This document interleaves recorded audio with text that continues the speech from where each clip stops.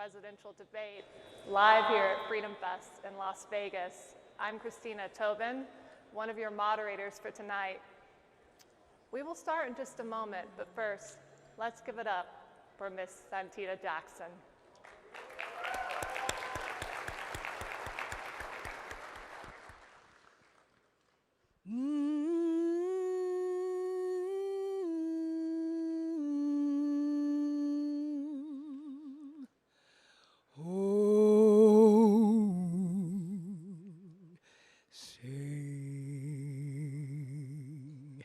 Can you see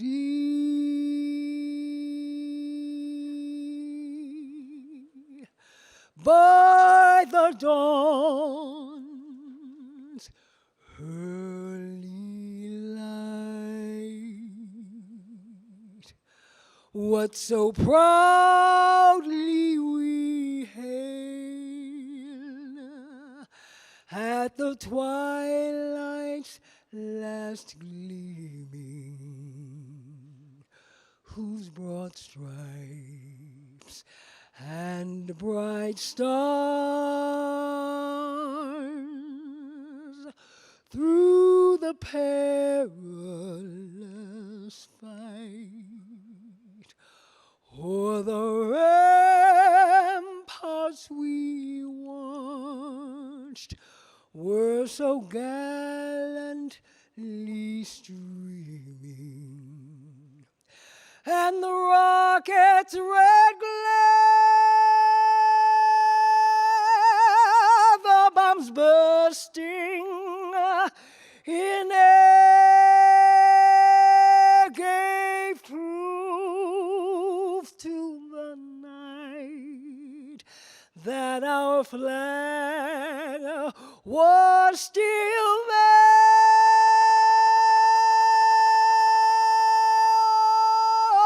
Oh, say does Star-Spangled Banner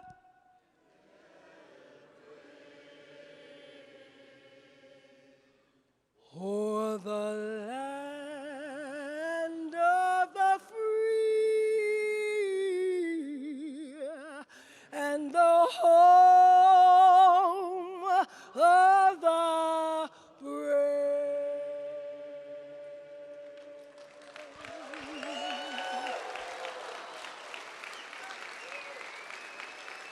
God bless you.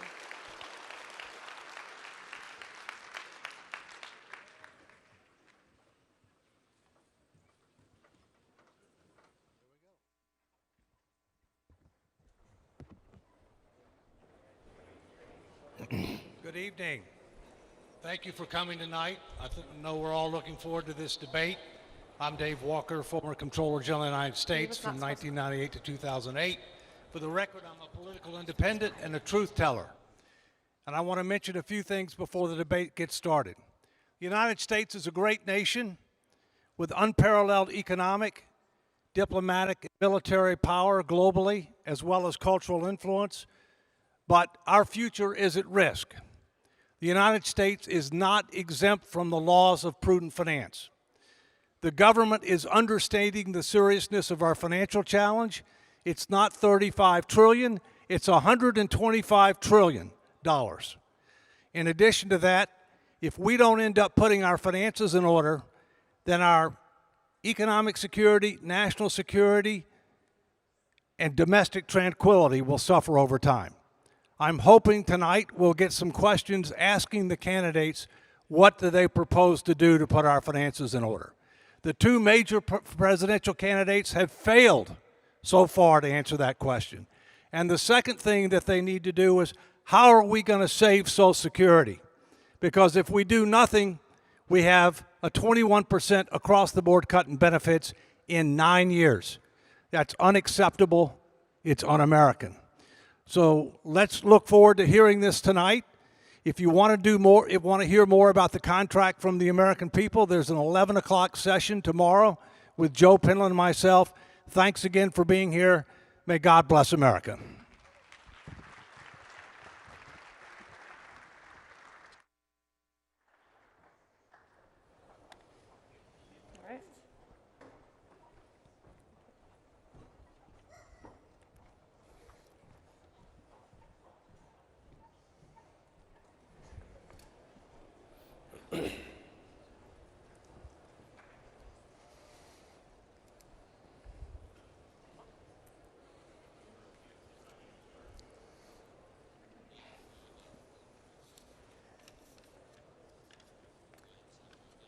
All right, well, thank you, Dave, so much for your support.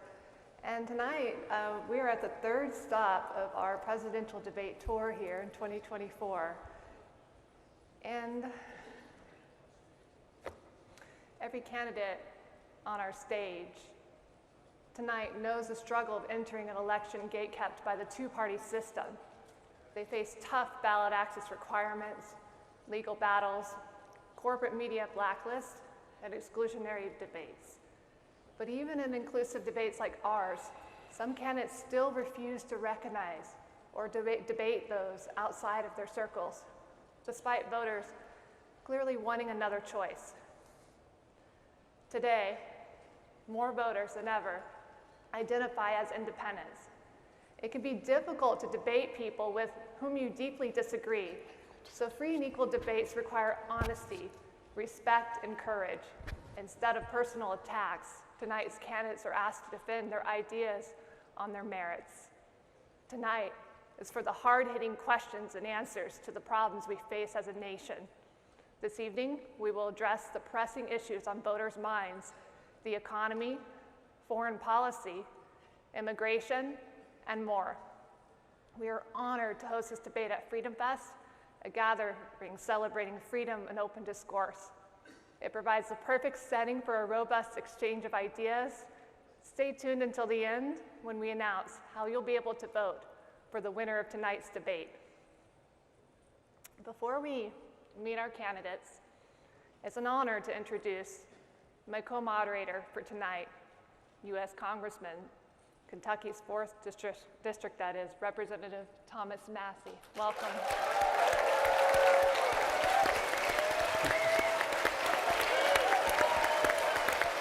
Thank you. Bravo. Tonight. Thank you. Tonight is the first time in history that a sitting congressman has moderated a presidential debate. Yeah. And there's no better person to get down deep to the issues than Mr. Representative Massie, right? Right? Come on. So tell us, Mr. Massie, why did you agree to moderate this now historic presidential debate tonight here at Freedom Fest in Las Vegas? Well, let me tell you why I'm very interested in this. Before I became the hardened partisan you know me as, I voted for a Reform Party candidate for president. I voted for a Constitutional Party candidate for president. I voted for a Libertarian Party candidate for president. And in deference to our Green Party candidate, I've been described as the greenest member of Congress. So I'm looking forward to this debate. When I got to the House of Representatives, I wondered, why is there just two parties? And then I realized they have carved in granite and marble and oak and mahogany, only two sides to the debate. There are two cloakrooms, and only two cloakrooms in the House of Representatives. You've heard of the smoke-filled back rooms? There are only two smoke-filled back rooms for every hearing there is. And you've heard the term bipartisan. Some days I feel transpartisan. I don't know which cloakroom to go into, and I'm not welcome in either. Ostensibly, there are two parties in Congress, but I want to offer three rebuttals to that. Number one, there have been independent members of Congress. One is Angus King, the senator from Maine. Another is Justin Amash. He was a libertarian. Now, it's hard to get out of that two-party system, so Angus King would caucus with the Democrats. But Justin Amash refused to caucus with anyone, and he called Angus King an I-know, an independent in name only. The second rebuttal I want to offer is there are actually 6 or 7 parties in Congress, and we just shoehorned them into 2. You've got the Freedom Caucus, you've got the Squad, you've got the Tuesday Group. There are voices within the two parties who are begging to be heard, who are oftentimes suppressed. And I think you'll find representatives of each of these parties, even though they don't have those letters beside their names, in Congress, but they can't come out and say what they really are. The final rebuttal I have to the fact that there are two parties in Congress is, a lot of days, most days, there's only one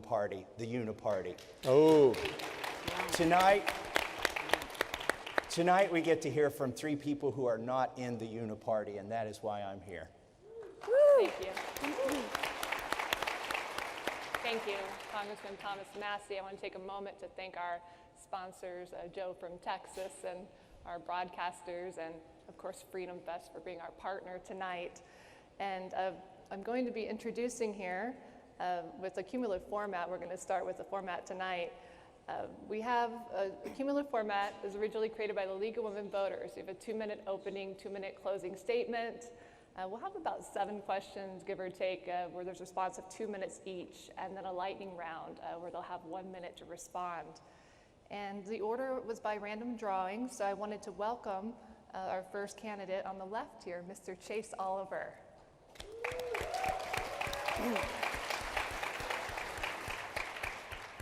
And someone not new to the Free and Equal debates, Dr. Jill Stein of the Green Party. And Mr. Oliver with the Libertarian Party, of course. And finally, Mr. Randall Terry with the Constitution Party. Thank you.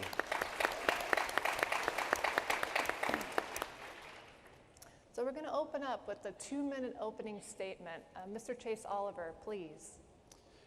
So first and foremost, I want to say thank you for having us on the stage here at FreedomFest. I think it's a great time for us to talk about freedom here in a stage full of those who are fighting for it, who are advocating for free market solutions, the free exchange of ideas, and free people. Now, I'm a libertarian because I believe that the government doesn't do a whole lot right. They don't do a whole lot well, and we could do a whole lot better if we had our own agency, the most local governance, self-governance guiding our lives. I'm a candidate who fights for the peaceful solutions, for the peaceful exchange of ideas, and to not use violence to push our ideas forward. That's two-party stuff. The two-party system insists on using the force and violence of government to push their ideas in the American public. I think the American public can do a heck of a lot better job deciding for themselves. Now, right now, we are in a country that has many crises facing us. First and foremost is a debt that continues to grow and spiral out of control. We just saw the deficit get updated to $1.8 trillion this year. Now, I don't see that it's on, but Congressman Massie usually wears the debt clock. It's rolling faster and faster and faster towards $40 trillion plus of debt. And that's going to affect our kids and our grandkids all over the country as they try to seek their place in the world. It's going to affect their prosperity, and it's affecting our prosperity right here and now. Because of the debt and deficit spending of our government, that is what creates inflation. When the government prints trillions of dollars out of thin air, it devalues the dollar that is in your wallet. That devalues the dollars that you take to the grocery store to fill up the grocery cart, the dollars you use to pay for your rent, the dollars you use to run for your business. And it's time for that to stop. We have to be brave enough to say no more debt and deficit spending, no more government out of control, and no more violence here at home or around the world, certainly not at the expense of the U.S. taxpayer. I'm somebody who's going to fight for the free market solution, for the freedom solution, and for the right for all people to determine for themselves their own future. If you're not hurting anybody with force, fraud, coercion, theft, or violence, your life is your life, your body is your body, your business is your business, and your property is your property. It's not mine, and it sure as hell is not the federal government's. Thank you very much.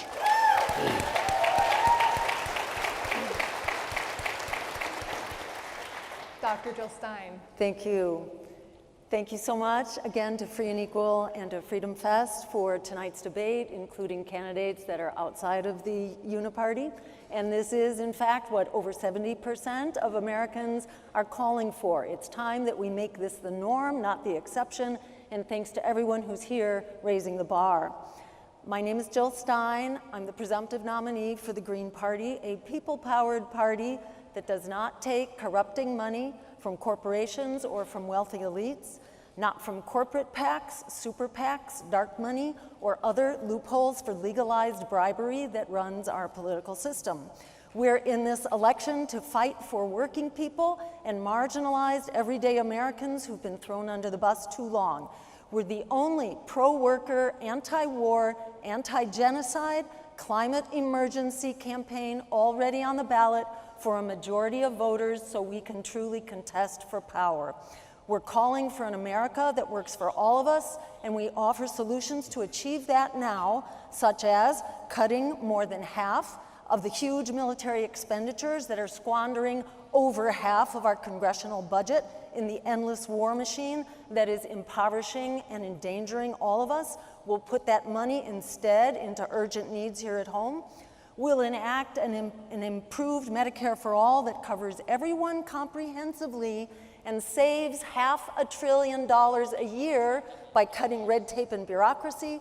We'll push back on the housing crisis with national rent control, a tenant bill of rights, ending the private equity takeover of the housing supply, and building quality social housing. And we can pay for these programs through savings in Medicare for all, cutting the military budget, taxing the rich, and reviving a productive economy. The need for deep change has never been so urgent, Thank you. and the possibility of that change has never loomed so large. Dr. Stein. And Mr. Randall Terry.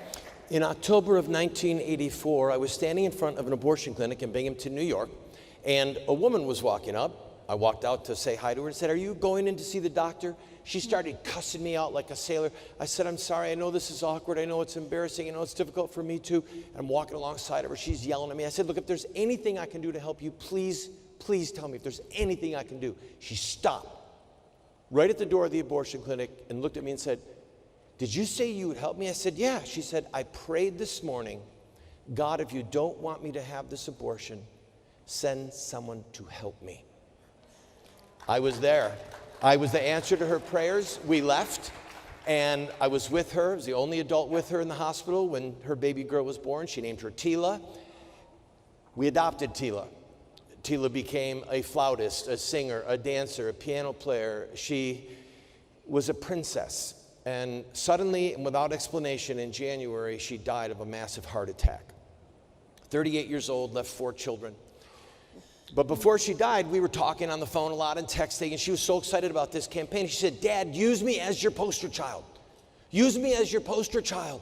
Because she hated abortion, and she knew that there were millions of Tilas that were already dead and millions more whose lives were in jeopardy, and she wanted to save them by making abortion illegal again. And I know there's people in this room and those watching on television who've participated in the death of a child by abortion. I'm not here to condemn you. I pray you find mercy and peace and forgiveness through our Lord Jesus Christ. But I'm telling you something. I have a message and a mission. Blood talks to God. And the blood of 65 million innocent babies is crying from the ground for vengeance. And one of the reasons we are in so much chaos in this country is because of the blood crying out to God. So the motto for my campaign is defend children, defeat the Democrat nominee, and destroy the Democrat Party. Thank you for letting me be here. Much.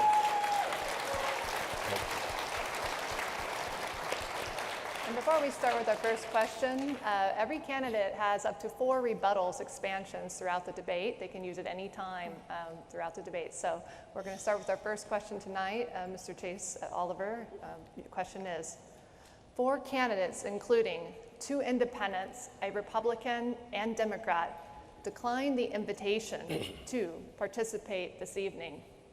What would you say to the candidates who chose not to debate tonight?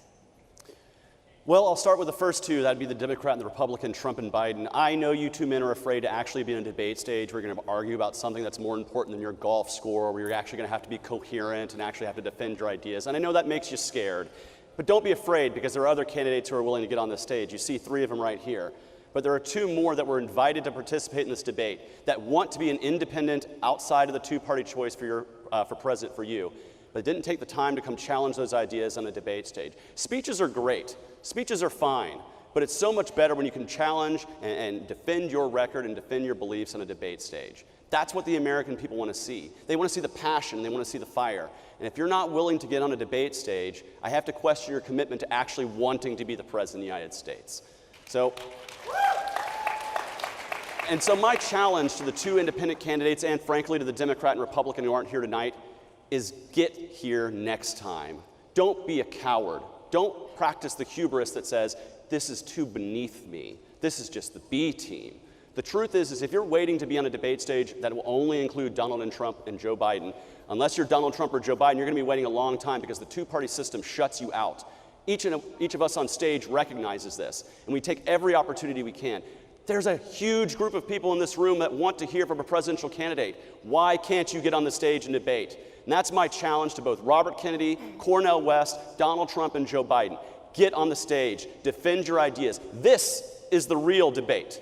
This is the real debate where people aren't afraid to answer the questions, where the questions aren't being controlled by a corporate media that wants to spread discourse and division amongst this country. This is a real debate where we're going to answer the questions plainly, honestly, and with our own true convictions. And that's something that Donald Trump and Joe Biden can't do anymore. I don't know if it's their advanced age or their inability to tell the truth, but they just can't do it. And Robert Kennedy and Cornel West, you should be on this debate stage with us, uniting the parties together, saying no more to the two-party system. And if you can't do it, you're just as bad as the two-party system. Get on this debate stage, you chicken.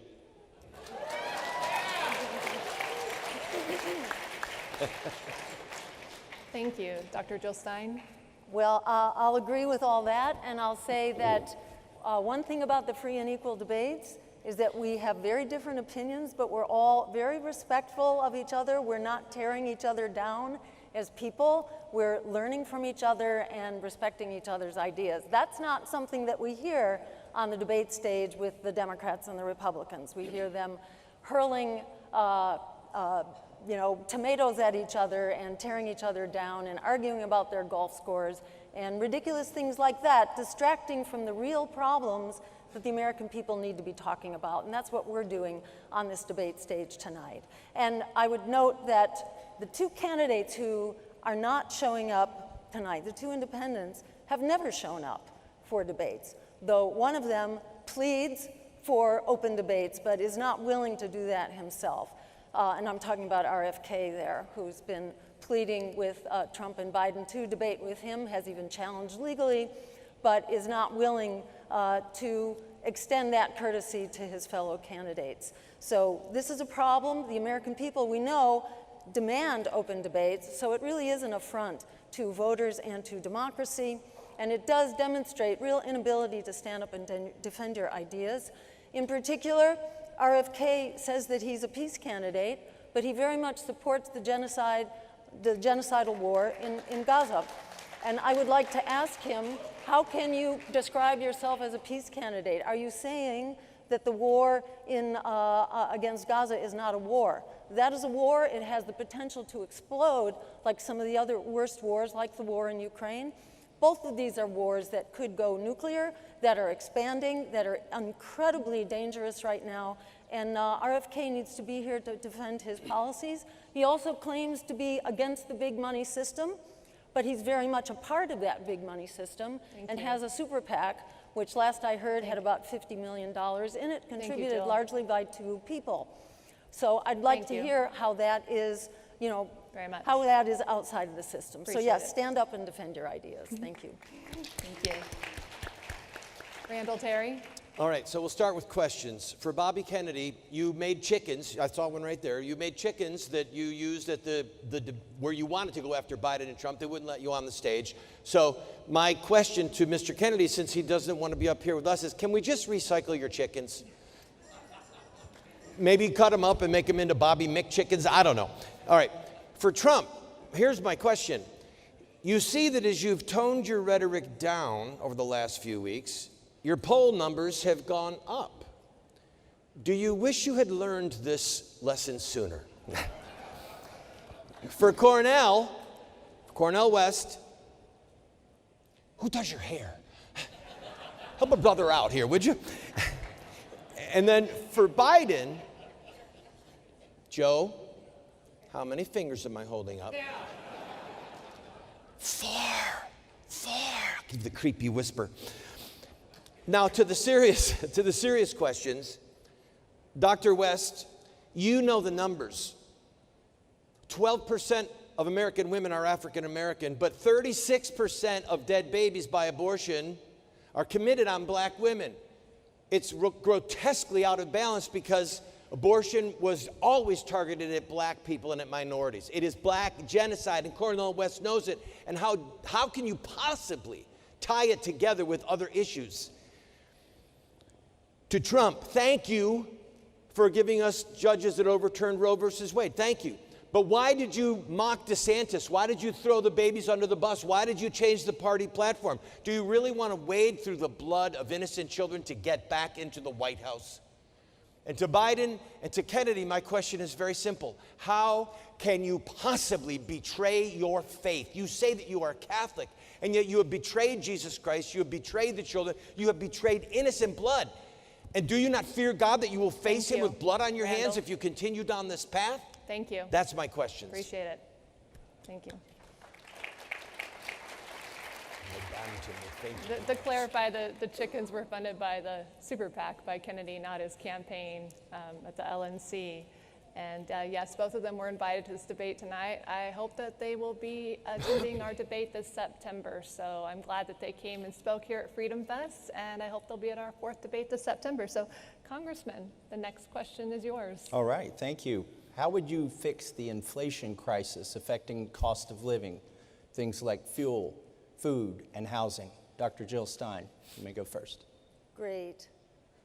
So it's very important when spending money into the economy that money actually create growth in the economy. Because if you're simply throwing in dollars and you have a fixed pot of goods and services, you're going to drive inflation. So throwing money into the economy without actually growing it is not a good thing. So simply providing corporate tax breaks, or for that matter, the military expenditures have been hugely inflationary, and that is now costing us $1 trillion a year in our military budget, yet that is not actually growing the economy. We need to also trim our expenses, and we need to cut the fat from healthcare in particular. In healthcare, we're spending over $4 trillion a year, quite a bit more than on our military budget even, 4 times as much. Yet we know that 1 out of every $3 in healthcare right now is spent basically on bureaucracy and paper pushing. And by moving to a Medicare for All system, we basically trim the waste out of healthcare, and doing that, we can actually save $500 billion a year at the same time that we massively expand healthcare. Because right now, so many Americans, 87 million Americans, do not have health care, either lack it entirely or are inadequately insured, cannot afford their pharmaceuticals, cannot go to a doctor or an emergency room when they're sick.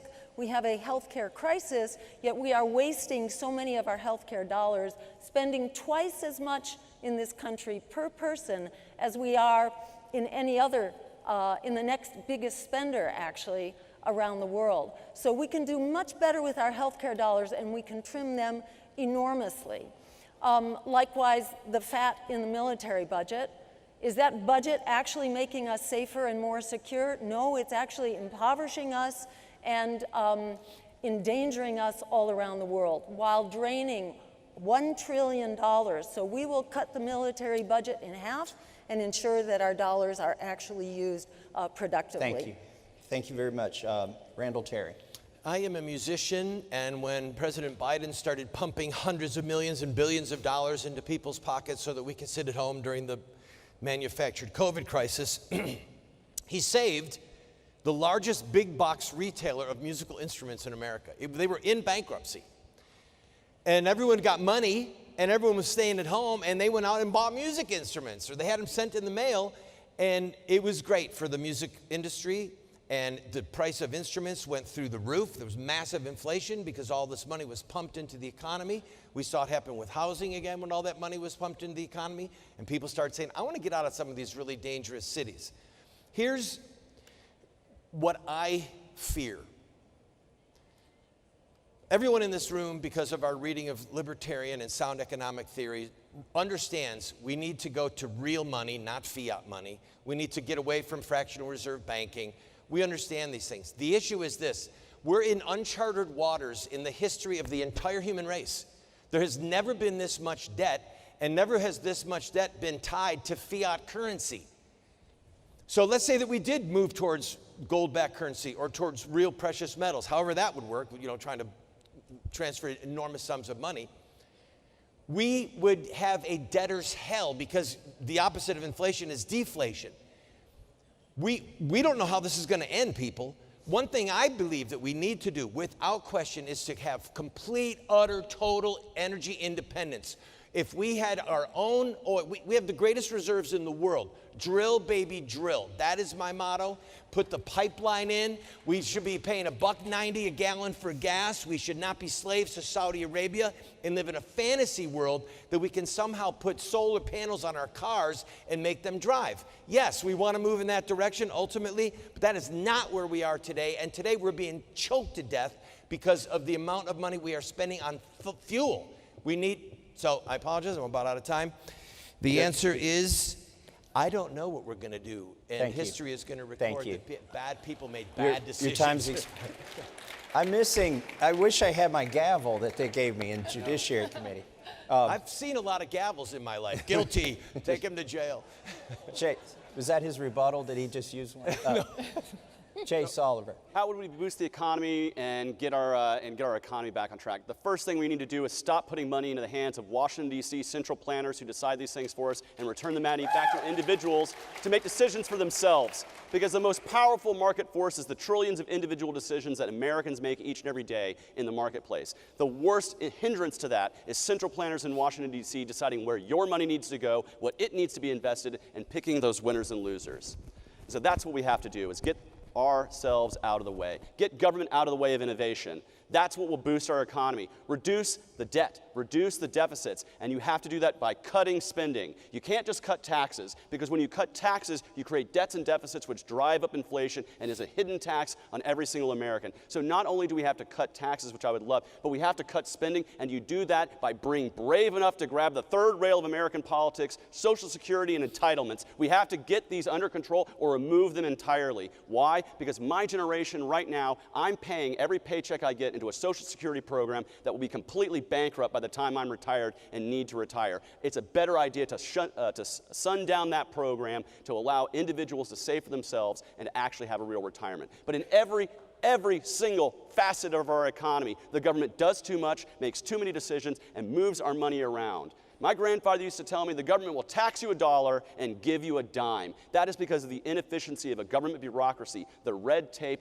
and the bribery that happens at our government level, and it's time for that to stop. How do we boost the economy? We get the government back down to size, where it's small enough to fit in the palm of our hand, and let each and every one of us make the decisions for ourselves, how best to live our lives, spend our money, and contribute to this economy. That will create growth that we have never seen in this country in my lifetime, because we've never seen someone who's brave enough to actually cut spending in my lifetime, and it's time for that to change. Thank you.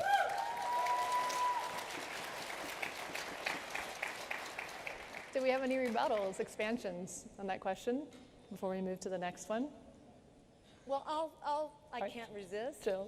I would question the notion that we're all going to fix these problems ourselves in our own individual worlds. How will you fix the problem, for example, of PFAS, which was emitted particularly by the military, but also by corporations, and is now in our water supplies everywhere. It's actually in your blood, it's in your body tissues, and we're now discovering that there are very serious problems here. Are we going to expect suddenly all the manufacturers of PFAS and everybody who's incorporated it in their products and using it on military bases, suddenly it's going to go away? I don't think so. You can pretend there's not a climate crisis, but good luck. What does it mean when it's 120 degrees here in Las Vegas for days on end? I'm sorry.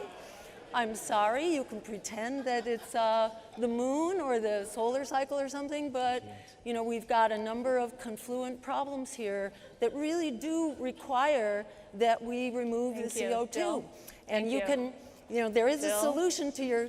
Oh, am I over my? Yeah. Okay, sorry. Okay, I could go on a long time about that. Thank you. I just want Chase, to quickly respond to that. Giving us our own individual agency doesn't mean that we're not going to form ourselves together and solve problems together. Just because I don't want the government to do something doesn't mean that I don't want communities to gather around themselves and do it ourselves.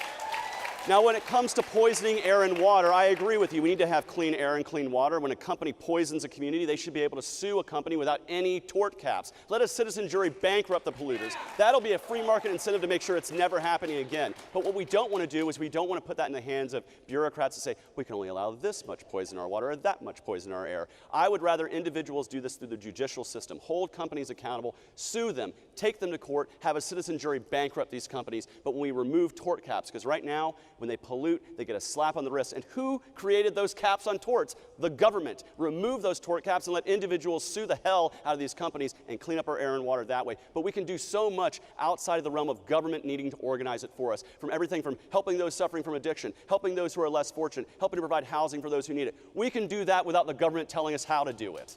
Thank you, Chase. Anyone else? Randall? One of the core concepts we're debating is, where was the Savior born? Bethlehem or Washington, D.C.? Because so much of what is crushing us is government regulation, government employees. I feel like I'm having deja vu when President Reagan said, the worst thing you want to hear is, hi, I'm from the government and I'm here to help. Some of us are old enough to remember that, right? Exactly. So one of the greatest things that we could do to boost the economy is fire government employees. The biggest employer in the United States of America is the federal government. This is insanity. Let them go into the real world, have a real job, produce some goods and services, and that will boost the economy. Like the Declaration of Independence said, Thomas Jefferson said they've sent large swarms of armies to eat out our substance. Our substance is being eaten out by these massive tax burdens that we pay, and a huge part of it is going to federal payroll. So I agree with everything that Chase said in the end. So much. Oh, I'm sorry, I apologize. Yeah, it's all right, thank you. All right, we'll move on to our next question. Global tensions are rising. How would you ensure that our actions promote peace and prevent escalation, that is, towards a nuclear conflict? Randall Terry. Louder. Your mic just Mic died. just went out. Good. You got me there? All right, we all set? Here. Did you want to ask the question? I'll ask the question. How about that? There you go. Global tensions are rising. How would you ensure that our actions promote peace and prevent escalation towards a nuclear conflict? Randall Terry. Well, I think that it was a disaster for us to get in at the level that we did with Ukraine. Ukraine is not a part of NATO. Every time I hear Biden tout NATO and tie it to Ukraine, I'm thinking, are you out of your mind? Ukraine is not in NATO. First of all, discussing whether or not we exit ourselves from the entanglement of NATO is a valid discussion. It is a valid discussion. But I am with President Reagan on this one. Peace through strength. Peace through strength. The way you keep a nuclear war from happening is to make the enemy believe that this would be a disaster for you to attack us. And then full steam ahead with creating an Iron Dome over the United States of America. I believe in the ability to shoot down missiles from the sky and not kill our people in our cities. There you go. Chase Sullivan. Well, I think the first way we start promoting peace is ending the war machine that exists around the world that's backed by the United States taxpayer. I got started in politics being an anti-war activist opposing the Bush wars during the War on Terror years because I saw a war in Iraq that was manipulated by CIA data to bring our troops into harm's way, and it killed thousands of troops, it killed and displaced millions of Iraqis, and now we have tens of thousands of military veterans who have suffered from suicide due to the trauma they suffered from the United States war machine. So as Commander-in-Chief, the first thing I'm going to do is signaling that we're removing our military footprint from every single continent. We are not the world's police. It is not our job to have to fight wars all over the world. It is not our job to exacerbate conflict in the world. In fact, the best way that we can promote peace is through free trade, free markets, and actually engaging in free commerce and voluntary exchange with nations around the world. Because if I'm selling something to you or I'm buying something from you, I don't have a vested interest in shooting at you. And that's the way we change this. Right now, we've been exporting our values around the world with the bomb, the bullet, and the drone. And it has led to further tension against the United States. It will eventually, as Ron Paul and others have said in the past, it will lead to blowback if we continue this. We have to end the war machine and promote peace through actually saying we are not going to be dropping bombs on your kids anymore. That's the first thing that we need to be doing. How many Iraqis are dead? How many people see their kids dying around the world? How many kids have died in Gaza today or in the Ukraine war because the United States has exacerbated the conflict? It is time for us to have a new foreign policy vision, one that is rooted in actual free trade and diplomacy with our neighbors, because that's the way we engage with our neighbors here at home. We engage in commerce and discourse and respect with one another. We don't shoot our neighbors just because we disagree with them, and we need to make that the policy of the United States. No more more war, end the war machine, end the death machine all around the world, and support peace. Thank you. Dr. Jill Stein. So we currently have a foreign policy based on militarism. There's a name that the Pentagon gives to its military policy called full spectrum dominance. It's sort of peace through strength taken to the nth degree, which is that the U.S. shall dominate all potential spheres of conflict, all competition across the world in all possible domains, in the sky, on the land, on the sea surface, under the sea, in cyberspace, and so on. And this has led to so many conflicts where we are basically seeking to dominate. And we see now ourselves really on the verge of potentially nuclear conflicts in 3 areas around the world. In Ukraine, where we are fighting a proxy war, which could have been avoided had we simply respected the promise that was made to Gorbachev at the time that Germany reunited, and we said we're not moving 1 inch to the east. And it was well known that if we did move 1 inch to the east, we were going to be treading on Russia's border. And I just want to make the point that what Russia is doing around its border is exactly what we did when Russia moved its missiles into Cuba, and we had launched the nuclear missiles. Fortunately, our leaders had the good sense to talk with each other and to use diplomacy. They don't seem to do that now. They seem hell-bent on using basically competition weapons and showing that I'm tougher than you are. And we're now moving up this escalation ladder right now in both Ukraine and in Israel, which is absolutely terrifying. Remember that 1 nuclear-armed submarine contains the equivalent of 5,000 Hiroshima bombs. And we have 14 of these nuclear-armed submarines. And the U.S. unfortunately dismantled 2 of our major nuclear treaties. It only takes a few of those weapons to trigger nuclear winter. It doesn't matter that it's over there, it affects us all. Just 1 nuclear sub would basically wipe us all out from nuclear winter. We need to back off. We need to abolish nuclear weapons altogether. Randall Terry, did you want to rebuttal? I do. The issue is peace and justice. You can have peace and you can have tyranny. So there is such a thing as just war. And there are times where we have to fight. We have to kill people. World War II was a just war. And part of the problem with people who just want to rail against war is that they're perfectly content to let other people have the heel of oppression on the back of their neck as long as it's not on our neck. And they damned him with faint applause. But it's true. So we're in America. We don't have to worry about what's going on around the world in the way that they have to worry about it. But there is the concept of the Augustinian theory of just war. We have wars of retribution. We have wars where we go in and deliberately kill tyrants and we leave and we let people be free. Part of the problem that we've had is that our foreign policy is not based upon human rights. It's based upon deep water ports and on oil. That's what our foreign policy is based on. And so that's going to always screw the little guy in another country. Thank you. So I would argue against the notion that any war that we're engaging in right now is a just war, because these aren't wars that are, first off, not declared by Congress. They're not legal wars. They're not wars that are actual wars. They're military conflicts. But secondly, these aren't just wars that are fighting out of the altruistic nature of wanting to help people around the world. These are wars for profit. These are wars that profit a military-industrial complex that makes money by killing people all over the world. And we allow our tax code and our budget to fund these things. Frankly, Boeing, you can build something else. Raytheon, you can make something else other than bombs. I am so sick and tired of saying we have to kill people around the world to make our economy strong because we make weapons components in these random congressional districts. That is BS. That is justifying the murder of innocent people for the profit of a military-industrial complex to which you don't get profited off of. They do. And so if we want a foreign policy that's rooted in peace, we have to examine first why we're not having that. And it's because we have a military-industrial complex that makes the money off of the death, makes the money off of the misery. And I can think no more unjust, disgusting way to make money than to do it by killing innocent people around the world. Hear, hear. Hear, hear. Good word. And I would add to that it's not only, so I'll use my Go 30 ahead. seconds. Yes, okay. please. You have a minute. Yeah, it's not only that there's profiteering off of death, but this is what's driving the wars in the first place, that you have the war contractors who are lobbying who are providing campaign contributions, who are providing jobs, and they're basically ginning up a war industry. And the minute you end one, like when we withdrew from Afghanistan, there was supposed to be a peace dividend, but what happened? Then suddenly we were in Ukraine.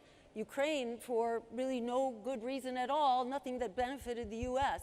So this is basically a foreign policy being driven by, as Dwight Eisenhower said, by the military-industrial complex that is making money by creating war, and we need to stop it.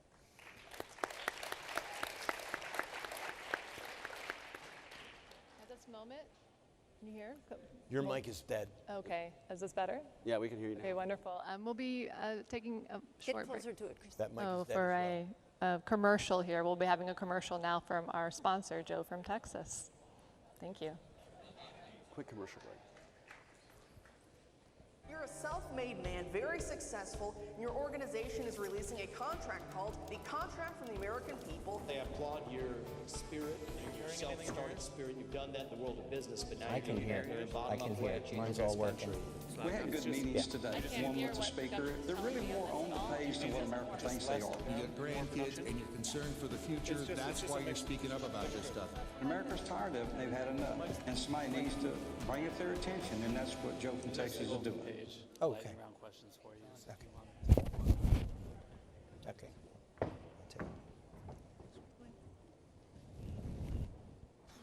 Okay. I've got the next question here. We've seen foreign influence and control of U.S. food and agriculture grow significantly in the past several years, especially in meat processing. Do you support the U.S. food supply becoming more independent, and how would you protect the autonomy of American farmers and the security of our food supply? Chase Oliver. Well, I think the first thing we need to do is quit attacking family farms by supporting giant agribusiness via the Agriculture Department. We parse out favors and benefits to giant businesses that the average family farm just is not seeing in this country. And now I support independent farming. I support us having a free market and people being able to buy land and use it for what they wish. But I think what we have right now is we have a system where government picks winners and losers at that level. I don't like seeing that. When I talk about free food that is free from foreign influence, what I see is the giant breadbasket of America, where farmers all over this country want to produce the food that people want to eat. And we are, to me, I'm not one to decry foreign investment in American businesses, certainly not in American farms. Why? Because just because a Chinese business is investing in an American farm doesn't mean all of a sudden, if we go to war with China, hey, that land will all of a sudden belong to China. It'll belong to a Chinese business. I support foreign investment in every industry. I support free market investment everywhere. I think we should be able to invest our dollars overseas as well. I think when we create barriers to investment in agriculture or any other industry, we're creating winners and losers via the central planning market. I am not one who wants to see that. So I'm going to support farmers by getting the government out of their lives, reducing the cost of actually running and operating a farm by reducing the red tape and regulation that exists to run a farm in states all across the country. I would like to see that. But broadly speaking, we need to get the Agriculture Department out of picking winners and losers. It's plain and simple as that. Thank you. Dr. Jill Stein. And I would just add to that we need to get agribusiness and corporations out of the business of buying our government and lobbying for policies that are then very destructive to local communities. And I think we need to restore family farms. We need to restore community farms. We need to restore farming cooperatives to enable farming communities to come back, because they've been decimated by the takeover of the corporate farm. And yes, government has been bought. Government has definitely been bought in just about every way, and the combination of government and corporations is deadly. But if you just remove government, then you're just going to have corporations. So, I think what we need is a government that's on the side of the people, that is controlling corporations, so that we can have farmers farming their land.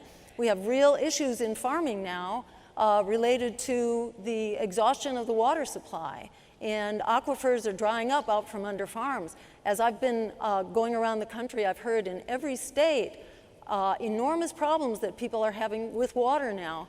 And this, again, underscores why we need to get our fossil fuel emissions under control so that we can begin to regulate our water supply and also the heat and the drought. Right now, the Colorado River is about 1 year away from drying out. The Washington Post had an article last year that described the Colorado River as the doomsday scenario because it almost has run out of water to get out into the pipeline, where it supplies half of the fruits and vegetables in the California agriculture system, supplies half the fruits and vegetables for the entire country. And we are seeing that dry out because of drought. So, you know, again, these problems are complex. I wish we could just make them go away by closing our eyes, but we both need to bring back our small farmers, but we also need sustainable methods of farming. Thank you. The Roman Senator Cato, at the end of every speech, would say, Carthage must be destroyed. So he'd be talking about roads or infrastructure or sewage or clean water coming in, and at the end, your time is up, Senator Cato. Yes, thank you very much. And Carthage must be destroyed. So what I want to say is the Democrat Party is the new Carthage. The Democrat Party must be destroyed. And if you, thank you, say it with me once. The Democrat Party must be destroyed. So if you look at the government stranglehold on every aspect of our lives, literally every aspect, whatever department you want to talk about, especially the Department of Agriculture and small farms, large farms. I lived through the decimation of milk farmers in New York State. New York State used to be the second largest milk production state in the Union. New York State.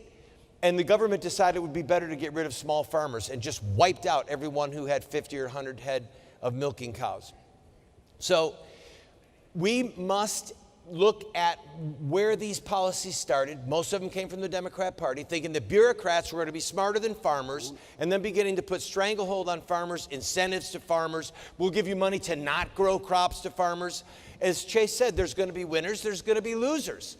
But at the end of the day, maybe what we need to talk about, ready? I want to do my Creepy Joe whisper. Let's prosecute Monsanto's. Thank you.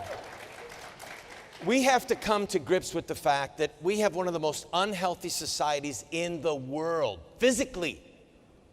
Our life expectancy, heart disease, children becoming so obese. Our food chain is becoming poisoned, and it's by people who are involved in genetic manipulation, people that are trying to get, God knows what they're putting in the pesticides. It's not simply because we're using so-called fossil fuels. It's because of bad people who want to make a lot of money, and they don't care what happens to those of us who eat their food. Thank you very much. And the Democrat Party must be destroyed. All right, Randall. Any rebuttals, expansions? All right, we're going to move on to the next question. This question is by independent media, Kim Iverson.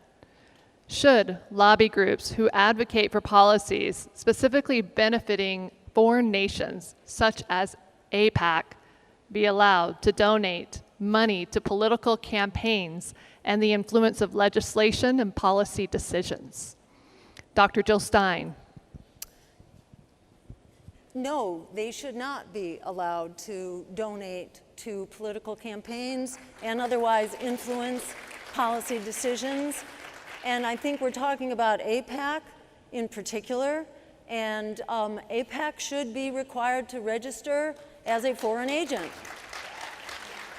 And that would effectively shut down the inordinate influence that AIPAC has on behalf of the State of Israel. And, you know, I think it's not fair for the State of Israel to have an enormous lobbying force on Capitol Hill. There are many people in this country who will advocate on behalf of Israel, but you know, there are also people in Palestine who deserve to be heard as well, who are suffering, who are the victims of an incredible genocide that the world is in agreement with right now, that genocide should be shut down. That genocide is violating international law and human rights. And unfortunately, because of the inordinate amount of money, I think it's $100 million that AIPAC is spending in this election, we do not have an adequate discussion and a debate because it's become politically toxic to even speak out about this critical war that is murdering It's not only some 38,000 people who've been killed, according to the journal The Lancet that just published last week, it's more like 180-some thousand that are actually being killed in this war. And if we have, concerns about a right to life before birth, how about a right to life after birth? And slaughtering innocent children and elders and people right now who should not be the victim of this horrific, absolutely horrific and shameful war. It should be stopped immediately. Joe Biden can do that with a phone call to Bibi Netanyahu. Thank you. Thank you, Jill. Randall. There's no chance in heaven or hell that Joe Biden could stop the war with one phone call to Netanyahu. Not a chance. It's not possible. But I digress. Should foreign lobby groups be allowed to donate to campaigns? Yeah, if we want to self-destruct, I think it's a great idea. No, of course not. But there's an overarching issue here, and that is that money has so utterly, completely corrupted our system of government, we may never recover from it. We are being controlled and manipulated by a handful of billionaires right now. That's what's going on. And any single one of us on this platform could kick Joe Biden's ass in a presidential race. We could win. Any single one of us could beat him. But what? We don't have the billions of dollars, hundreds of millions and billions being poured in to buy television and radio ads and newspaper ads and drop mailings and internet and all these things. It takes money to compete with money. And because of the Supreme Court ruling and because of the money corrupting the system right now, we are watching the demise of true representative government. What is happening is that people who are elected are representing the people who have the strings, all right? That's what's going on. So if we are going to see the restoration of representative government, we are not a democracy, but a representative republic. If we're going to see that, we are going to have to change the laws on campaign finance. It's just that simple. And then President Trump and President Biden, you know what? Guess what they're going to do? They're going to come on the stage and they're going to debate with us because they don't have billions of dollars being poured in through the back door to promote some of their malarkey and their insanity. Oh, and by the way, the Democrat Party must be destroyed. Thank you, Randall. Chase? So I'm going to be frank and honest. Powerful interests have always controlled governments from the beginning of time. This is why government is immoral and why we should strike government down as much as possible. But the truth is money is speech, and it is. You have the right to spend your money and try to influence people as much as you want to. But what I want to see is full transparency of who's putting that money and where it's going to. So if we should change anything, we should make the process more transparent to see who is buying and trading our congresspeople. Now, when it comes to AIPAC, I want them to be just as transparently exposed as much as anyone else. Because they are. They, like every other lobbying group, are trying to purchase influence via money in the electoral process. Doesn't always work, though. We actually are sitting right here on a stage with somebody who had a lot of AIPAC money thrown against him. His two primary opponents got so much AIPAC money, he was outspent a lot. But the people in his community knew who he was. They knew exactly where he stood, and they stood by him for that. Money does not have to equal success in this country.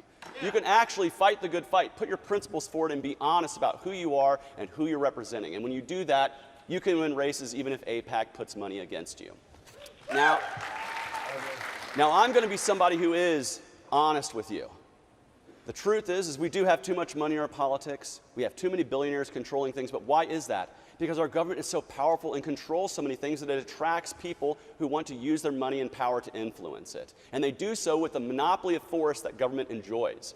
I would much rather see government chopped down to size and see these people have to peddle their influence in a true free market without the monopoly of violence backing up and see if their ideas can really stand the muster of a free market of ideas. I don't think many of them can, and I think that's why so many people are so interested in keeping the government large, abusive, and intrusive in our lives because they know they could never win in a true level playing field. I saw Jill first. Please, Jill. Yes, I just want to respond to Randall's statement that Joe Biden could not shut down this war. And he has enormous power in making that phone call, just like Ronald Reagan did when he told Israel to stop its invasion of Lebanon and stop the missile strikes in Lebanon in the 1980s. The war was stopped that day.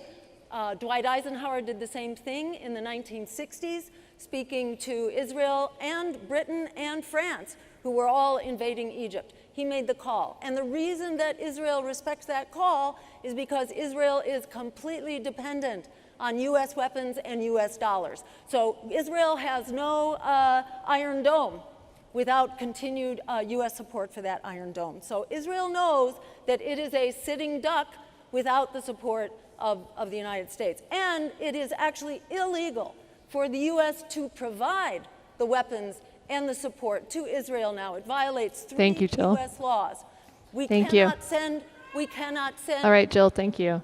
military aid to a country that is Jill, interfering with a country please, that is Randall, did interfering you have? with the delivery of humanitarian Jill, your 1 aid minute is to a up. country that is violating nuclear weapons treaties. So on many Jill. Okay, Randall, that's it. Yes, thank you. Randall, would you like to? First of all, this is not the 1980s and it's not the 1950s. And what Israel is enduring from Islamic terrorist attacks is something that they intend to deal with, and for just cause. It's true. Islam, the philosophy and the creeds and the law, Sharia law of Islam, is the greatest threat to human liberty on the face of the earth. It dwarfs communism. It dwarfs communism. I have a master's degree in international terrorism. I've spent years studying Islam, the history of Islam. It is a threat to the human race. I digress. That's not what I wanted to respond to. Just weights and measures. You know, you made a good point that transparency would be wonderful in elections, but you got people that are sitting there on their phone all day long. Yeah, do you really think that they're going to say, you know, I wonder who spent the money on that ad? Martha, go and look for me, honey. I want to know where that money came from. Was that the Koch brothers? No, they're not going to do that. We're being inundated with money, and having a little fix, All right, that's 1 minute. full transparency, that is not going to correct the problem. Randall, it's a form of we're done. ongoing bribery. Thank you so much. Chase. I just have a quick rebuttal here. First thing I want to say is, you know, if we support life, right, my question is, you know, Israel has a right to respond to a terrorist attack. I think if that happened in our neighborhoods, any of us would want us to respond to. But it's the nature of the response that so many people across this country are having a problem with. It should not cost tens of thousands of innocent people to seek justice for those who were killed on October 7th. That is not a just war. That is not a just action. It should be far more surgical if you're going to go after those who perpetrated October the 7th. But my question is how many dead babies is it worth to justify October 7th? How many dead children are there in the state in Gaza right now that you feel is justified on the actions of what happened? I feel that one child being killed in an airstrike is too many. And here's the truth of it. I want the hostages released. I want to see hostages released. But what I also want to see is Israel to stop airstriking where the hostages are likely to be, because that will kill them. I would like to see kids stop being bombed. I would like to see true peace. And it does not come from capitulation to Israel's wishes and Netanyahu's government. Thank you, Chase. All right, the next question. We're going to start off with Randall answering this one. How would you put an end to the child sex trafficking epidemic in the United States, Randall? Number one, kill, execute, kill. Execute the people involved in kidnapping and child sex trafficking. Public executions.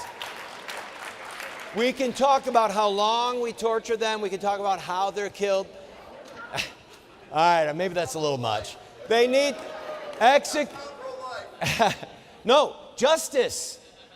Don't kid yourself. Are you kidding me?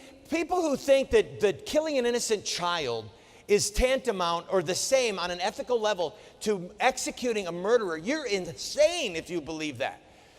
Justice requires that a baby be allowed to live. Justice requires that a kidnapper and someone selling a little girl or little boy in sex trafficking, that their life is forfeit. So, I got one amen out of the crowd. Thank you, sir. So, another thing, deal with the southern border. Deal with the southern border. That's where so much of this is happening. We've got a border where they know that children are being brought in. It's abominable, it's treacherous, it's hideous. And the people who are in charge, who want cheap labor our crops or for our, standing outside of Home Depot. And I've hired them before. I don't say to them, can you show me your ID, please? Are you from America? I say, yeah, will you come and help me with my house? Let's go. I do. I'm not the government. The point is that our southern border is the fountain of a huge portion of the child sex trafficking. But I'm going to go one step further.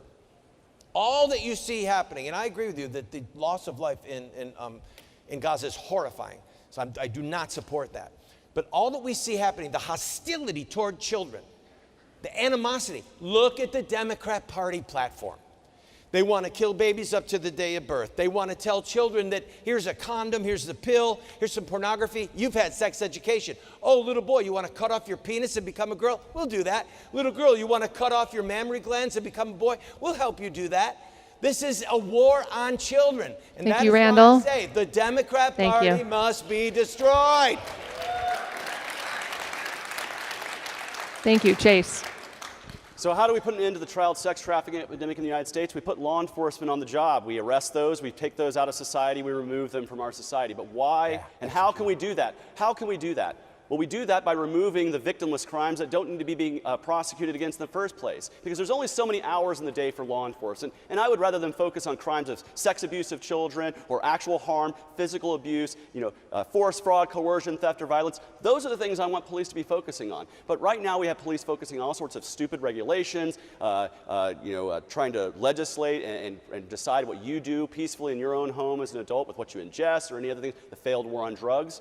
And so much of what we do is we live in an over-criminalized society that makes it hard for police to actually put their eye on the ball on the real violence that's occurring, the real victims that are being persecuted against.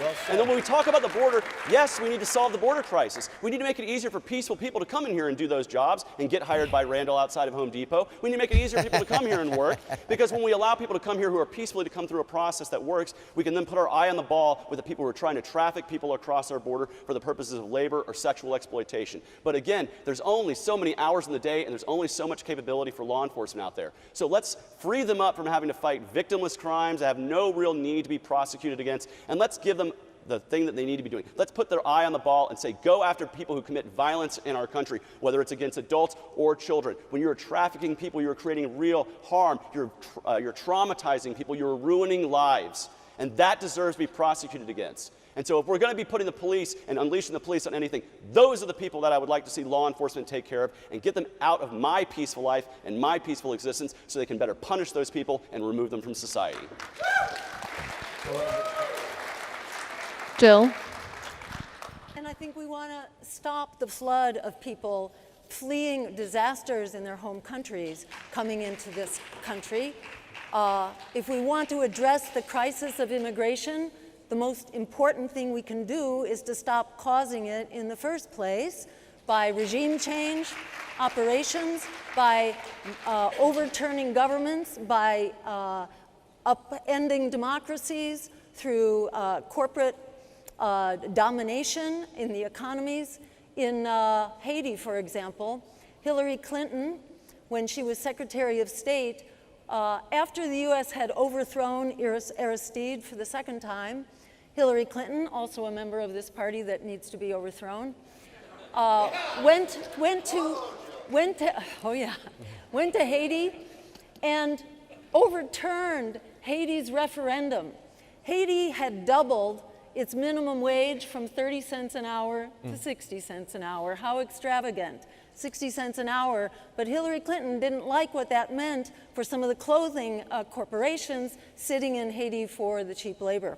So Hillary Clinton basically overturned the referendum passed by the people of Haiti. And this is the kind of interference in government south of the border that is creating the poverty and the chaos, the drug wars creating the violence and so on, that is driving so many people into poverty and misery in those countries, often leading to sex trafficking and families that are not capable of caring for their children, that are immersed in poverty and cannot provide their children with a decent life. So yes, we can deal with sex trafficking through enforcement. We can also deal with our role in creating the conditions that lead to this terrible thing in the first place.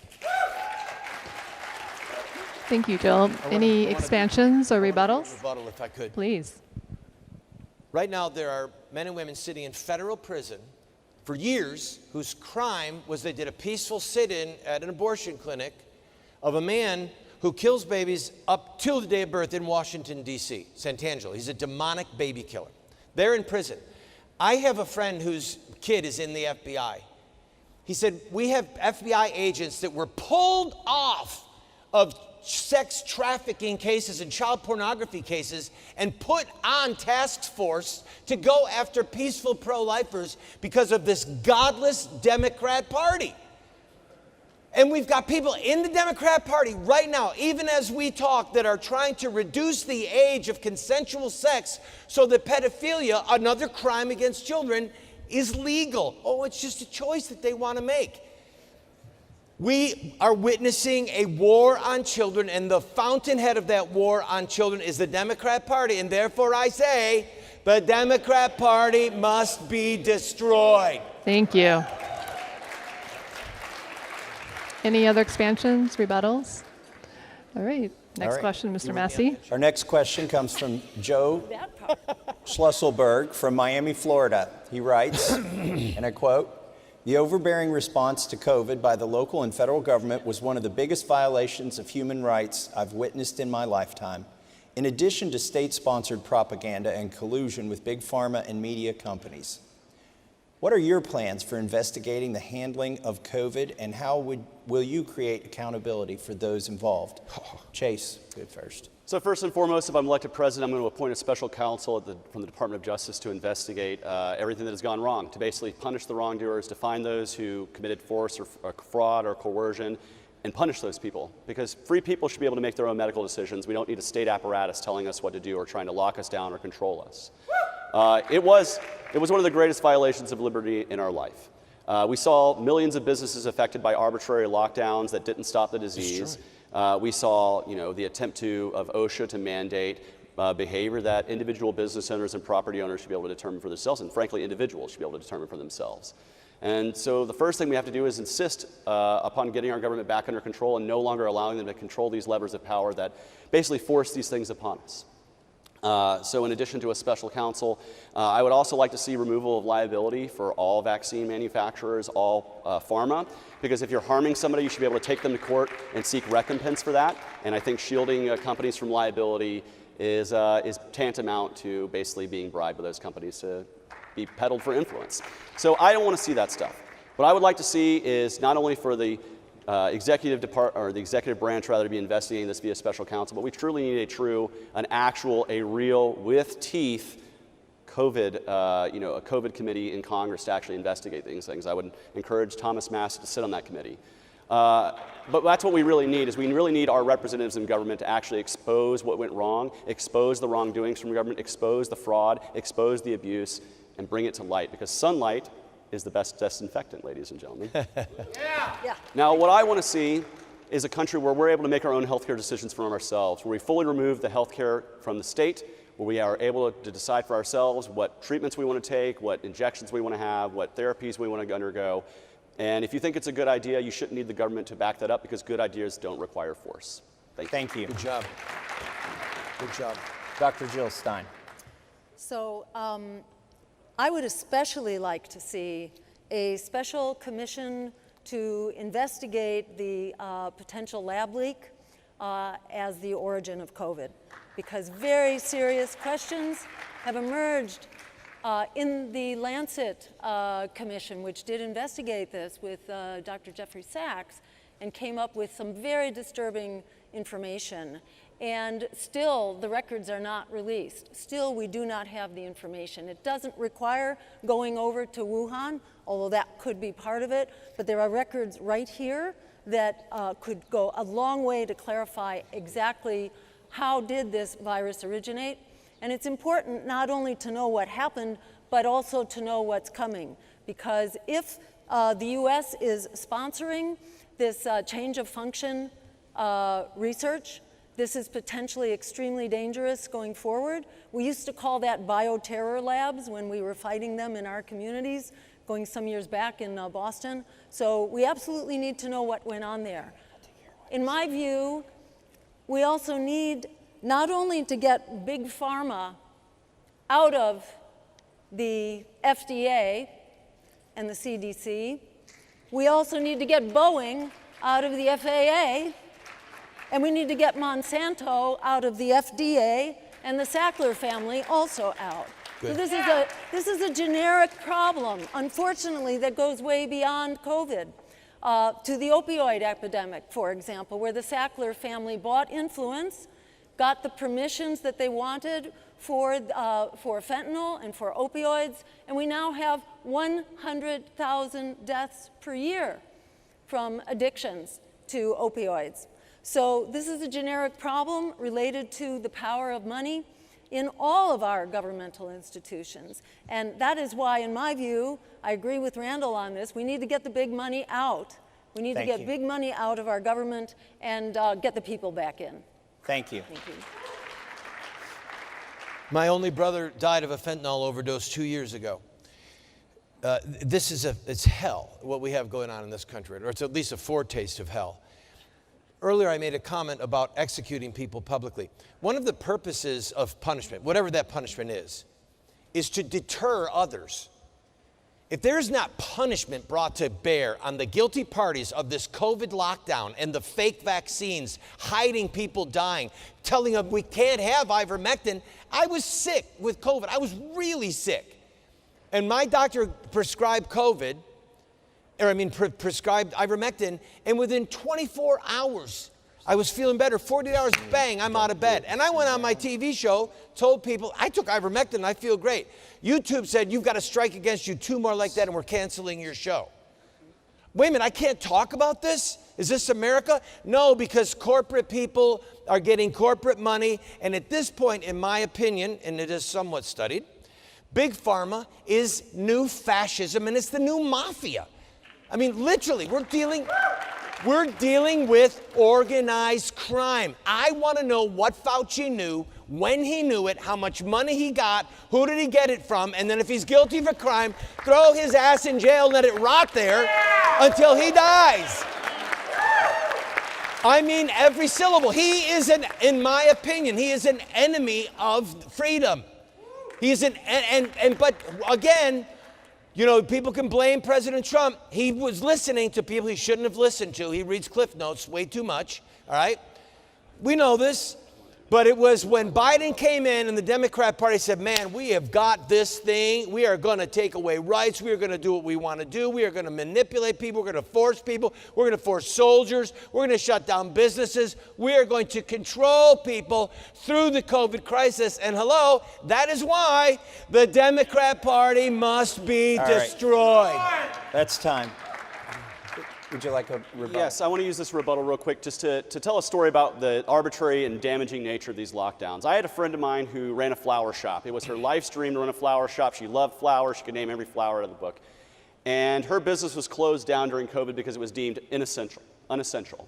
Now, what was not closed down was the Lowe's Garden Center down the street because Lowe's sold essential items. And so that business got to stay open. That business was somehow shielded from COVID. No one could catch it in Lowe's, but only in the flower shop. And my friend's flower shop went under. It didn't survive. And where's my friend work now? At the Garden Center at Lowe's. She works for the big man now because they were allowed to stay open. They were allowed to keep their businesses going. That's the arbitrary nature of these stupid lockdowns. As far as Anthony Fauci, I'm going to say I've been distrustful of Anthony Fauci because of the ACT UP movements in the late 80s and early 90s. He's been a scumbag my entire life, well before COVID. And the last thing I want to say is Dr. Stein said we need to get Big Pharma out of the FDA. We need to get the FDA out of our government. We do not need an FDA.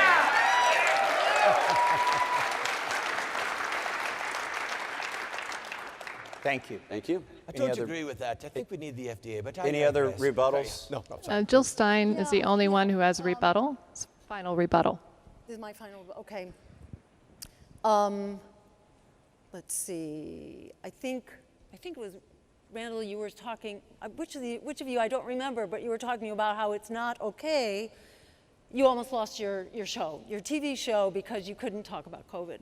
And this is kind of like a general theme right now that we can't talk about things. And you're getting shut down for all kinds of stuff.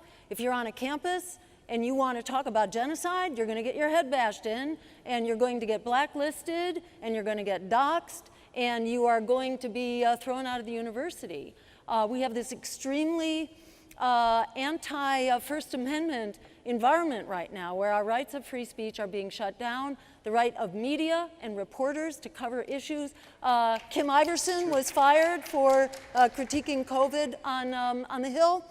Breonna Joy Gray was also fired from the Hill for critiquing Israel and Zionism on the Hill. We need to be able to debate this stuff. Whether you agree with it or not doesn't matter. It's really important for us to discuss it. We have one more question before we're going to begin the speed round. And I believe all the rebuttals have been exhausted. So you'll have 2 minutes each for this one. And it's a very simple question. Do you support ending the Federal Reserve? Dr. Jill Stein. Who's going first? Yeah, who's Sorry, first? Dr. Jill Is that Stein. mine? Yeah, this is yes, no? You have 2 minutes. Oh, okay. I absolutely support ending the Federal Reserve as we know it.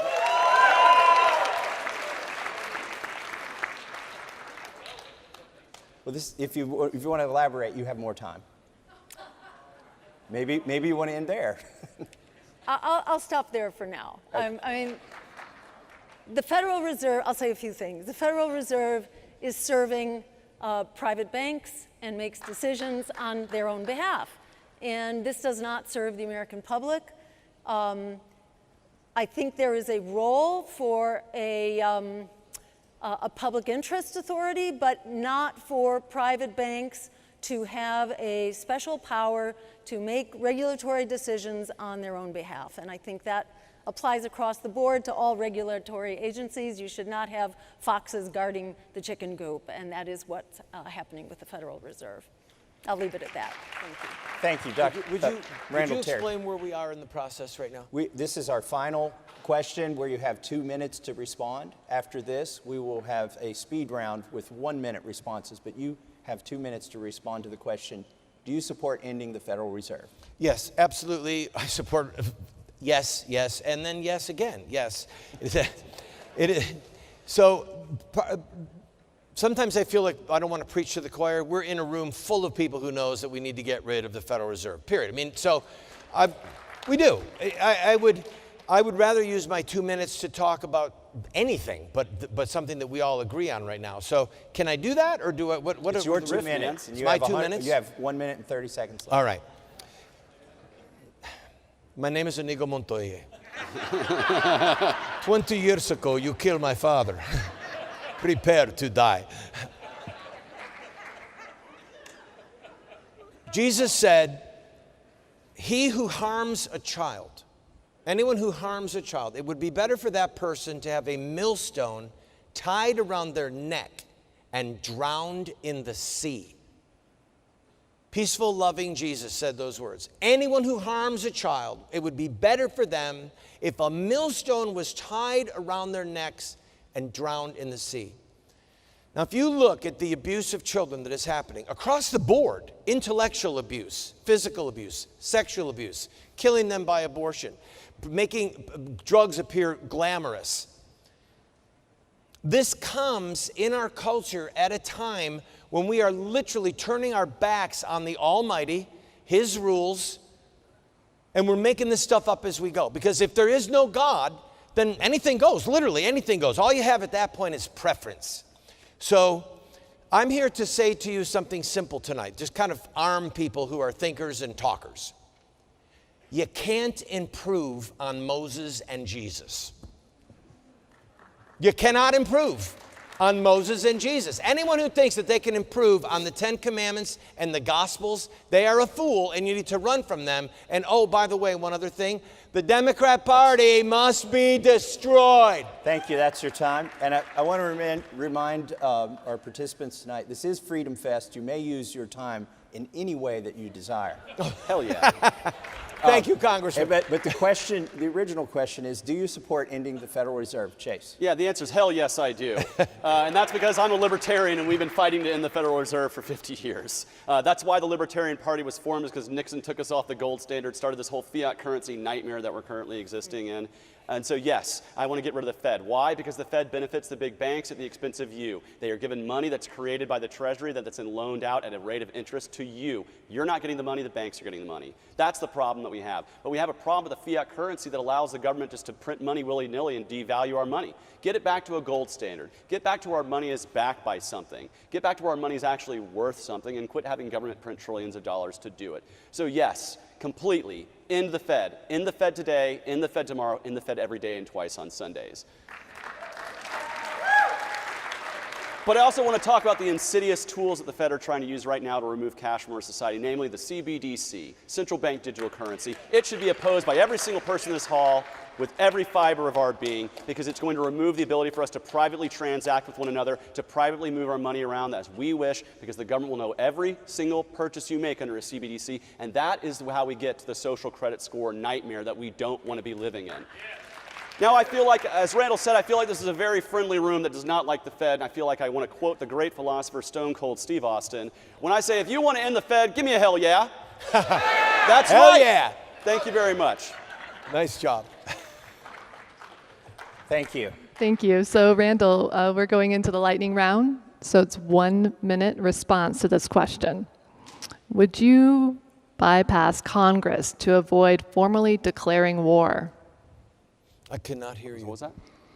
Would you bypass Congress to avoid formally declaring war? If I was the president? Yeah.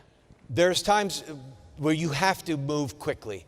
So I believe that Congress needs to declare war, but the president, as the commander-in-chief, if he needs to move people in the night to deal with something, then he has to do it. So there you have it. I don't think it's hard and fast.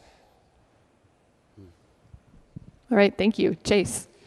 I would like to see Congress declare any war to which we enter ourselves into. Now, Randall says you're right. We are allowed to protect ourselves from some sort of invasion or something that happens suddenly. But when it comes to us actually attacking someone else, none of that needs to be bypassing Congress. Congress needs to declare when we send our people to war, because that is what the Constitution demands that they be doing. And so anything outside of that is an undeclared war, and in my opinion, an unconstitutional war. And so we haven't fought a constitutional war, not even in my lifetime, but not since World War II have we had a formally declared war in this country. How many thousands of veterans are dead due to unconstitutional, undeclared wars? How many victims have been made through violence or displacement around the world due to undeclared wars from the United States? And how many military-industrial complex people are freaking filthy rich because of the undeclared wars in this country? That is a stain on our national heritage. That is a stain on our values and our principles, and it is a stain on the Constitution of the United States. No war should ever be fought without Congress declaring it. Thank you, Chase. Jill. Yeah, I mean, I agree with both gentlemen here that the president does have the authority in an emergency situation to activate the armed forces for a limited period of time. I don't recall whether it's 4 weeks or 60 something. days. 60 days, okay. So yes, the president can do it, but I agree that we have gone so far in the direction of conducting illegal wars, you know, it begs for resistance to going down that path further. We have conducted regime change operations in about 70 or 80 states, nations since the Second World War. That's largely through the CIA, these covert operations that have toppled governments. Everything from the Mossadegh government in Iran, because we didn't want them using their oil for themselves. We wanted BP in the US to have access to that oil. So we overturned that government and installed the dictatorship of the Shah of Iran, who was an incredibly brutal and horrible dictator. So yes, we need to avoid using that power to all degrees. Thank you. Possible. Thank you. Chase, do you support protecting presidents from prosecutions for potential crimes committed during their term? Absolutely not. I think if I'm President of the United States, I should be undergoing the same criminal code as anybody else, that if I do something wrong, it doesn't matter whether I'm doing it in my official capacity or unofficial capacity. A crime is a crime is a crime. No one should be above the law. And when we have this presumed immunity for the executive branch, we are giving license to do so many terrible things and to say, well, that was in the auspices of my official capacity. I guess you're going to have to take me to court, and if you want to try to overturn that or change that, that's not the way we need to be operating in this country. I'm sorry. No president should be above the law because you and I are not above the law. And we should extend that to not just government officials, but also police through qualified immunity. We need to end these doctrines that allow people to get away with doing crimes because they didn't know it. I was taught as a kid that ignorance of the law, it doesn't mean you can violate the law. So why is it that a president can be ignorant of the law in their official capacity and all of a sudden suffer or have immunity? I think that's wrong. Thank you. Dr. Joe Stein. And it also allows the president to not be ignorant of the law and to still willfully violate the law. This is not a monarchy. This is a democracy or a republic, but we are all accountable to the law. No one is above the law. And it's an invitation to fraud, to abuse, to theft, to whatever, to war crimes, to, the Supreme Court decision made a very fuzzy distinction between what are core functions of the presidency and what are not. But even if you just limited this ability to defy the law to even core functions, well, that's things like conducting war. And the president cannot conduct illegal wars, and be a war criminal. It's giving absolute license for the most terrible things. This is the problem. What she said is the problem. This whole question is designed to completely undermine our republic and make it come unglued. So now, because the president is involved in declaring war or leading troops into battle, he could be a war criminal in another country. This is insanity, people. There are things that the president does in the official capacity of his duty that we will never know about. I mean, we want transparency, but if he has to, or if he chooses to authorize a military strike with cruise missiles like Bill Clinton did, and sometimes they hit the target and sometimes they miss it, and then the civilians are killed. Are we going to say that Bill Clinton should be brought up as a war criminal? Yes. No. Yes. Then you know what? Let's do this. Let's go to the English model. Let's have the Queen of England, where we have a little puppet there who just once a year gives a little speech, and it's Parliament that has all of the power, and we don't have a strong executive office. If that's what you want to go for, then let's have that discussion. But that's not the system of government we have in America right now. He is the commander-in-chief of the armed forces. Thank you. And the Democrat Party has to be destroyed. Next one. Yeah, thank you. All right, we'll start with Jill here. With the recent release of Julian Assange, do you support pardoning Julian Assange, Ross Ulbricht, Edward Snowden, and Leonard Peltier? Yes, absolutely. And I would say to Julian Assange and to Edward Snowden that there is a place for you in our White House. So come and join our cabinet.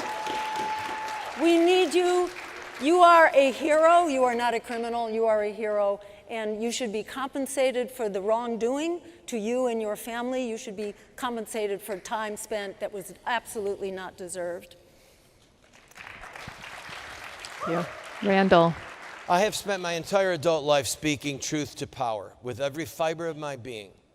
And I count these people, now there's two of the names that I don't remember the crimes that they're accused of, but obviously Assange and Snowden, I would say, are you kidding me? Total pardons. Thank God that they did what they did, so that we know what the heck is going on in our government. We don't know how many other lies were being told. We don't know how many other criminal acts are being perpetrated against us. One of the major military manufacturers recently pled guilty. I think it was Boeing, about hiding details about that aircraft. They pled guilty to 2 felonies and they paid a big fine. Okay, who went to jail?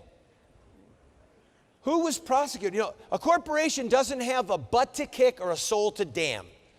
And that's part of the problem, that we need people that are held accountable for these crimes that we're facing. And I thank God, literally I thank God. I thought you were going to say, I want to tell Snowden there's a place in heaven for him.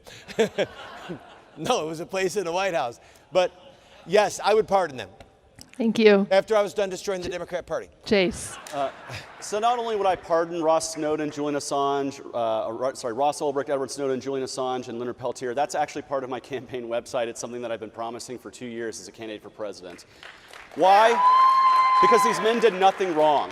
Leonard Peltier fought for Native American rights. He fought for Native American sovereignty, and he should be celebrated for it.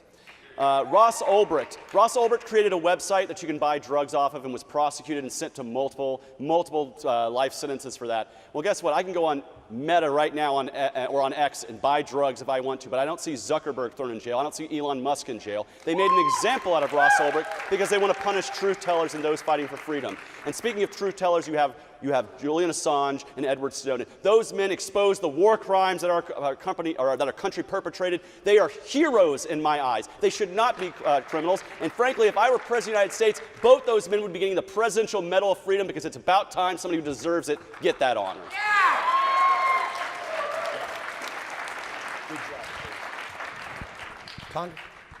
Congress has given broad authority to the president to issue sanctions.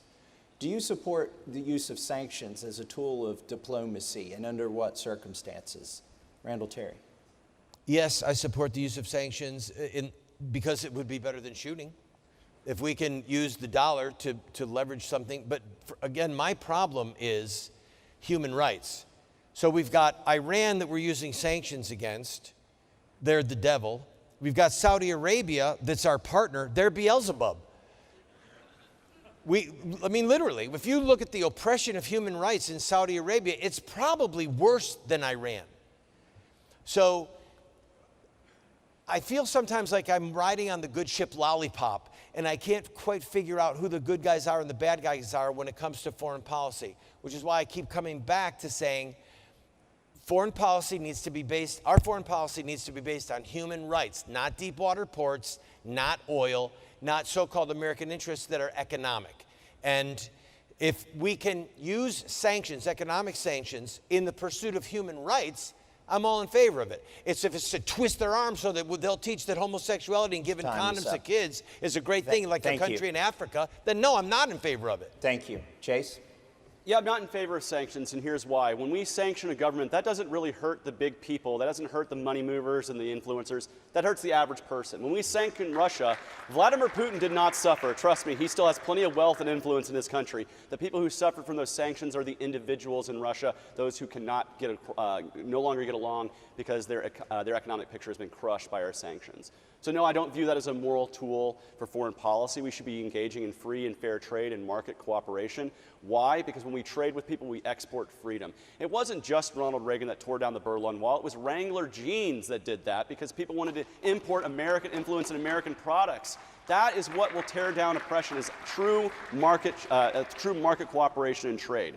Because for China, for instance, they can keep pumping up their currency and try to blow up their bubble, but eventually that bubble will burst. And when it does, the people will be crying out for liberalism, for freedom, and for the ability for free markets to make those decisions, and not the Politburo of the CCP. Thank you. Dr. Jill Stein. The U.S. currently has sanctions against something like 1/3 of the world's population. And this is not a good thing for our image and for our respect in the world. We are bringing great misery and hardship to so many people. It's tens of thousands, I believe, that have been documented in Venezuela who were killed largely due to starvation with the sanctions against Venezuela. And you can look at Cuba and how that country has just been decimated for decades due to the sanctions. I think there are very unusual circumstances. Sanctions were used against South Africa and were helpful ultimately in overturning the apartheid state in South Africa. And likewise now, there's a call for boycott, divestment, and sanctions in Israel because there is a massive genocide. 500,000 people are at risk for starvation this month alone, and these are largely women and children. I don't know how anyone can conscience that. And this is, again, another situation where we should do what we can. Israel has the atom bomb, and they're not going to go lightly into this. Thank you.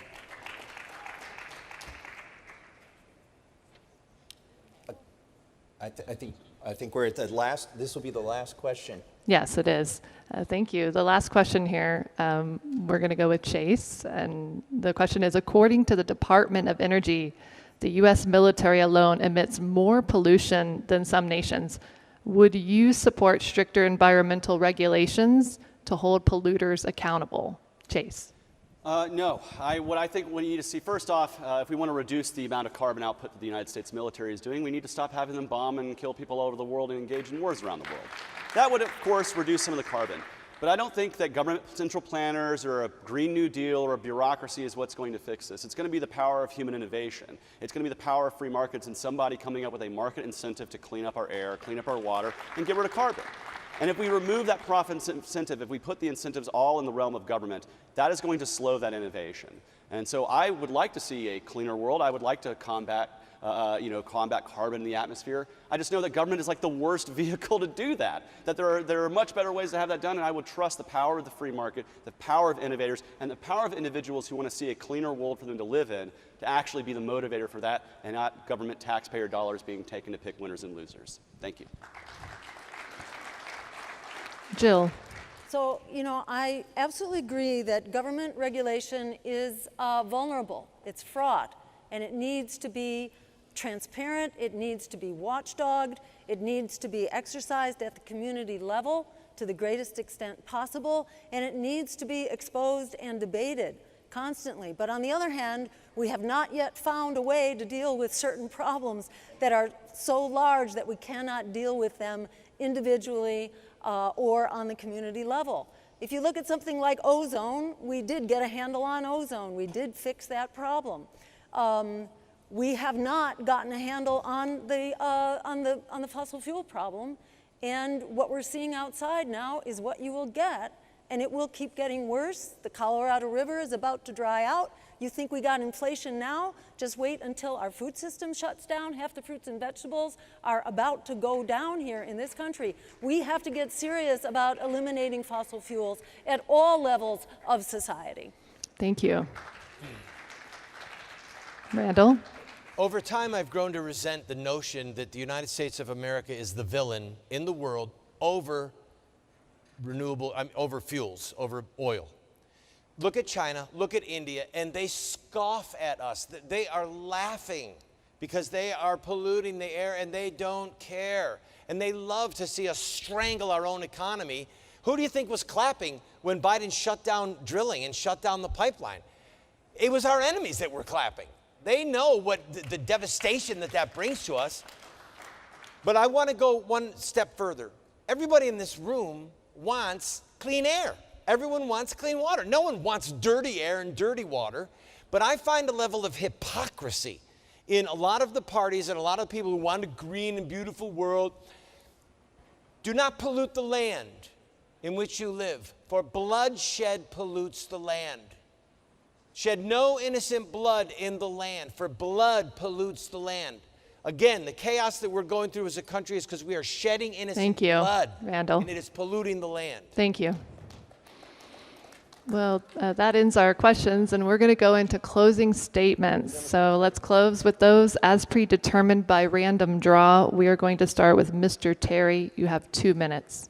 It has been an absolute privilege to be with you tonight, and I want to invite anybody and everyone in this room, and those of you who are watching on television, go to our website, terry2024.com, terry2024.com.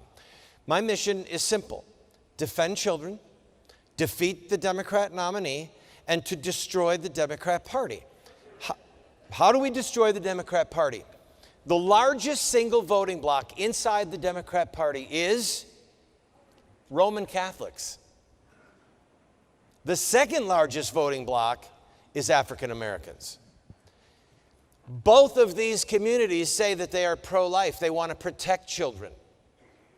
And yet, because of momentum over historic connections, we have people that know better that are voting for Democrats.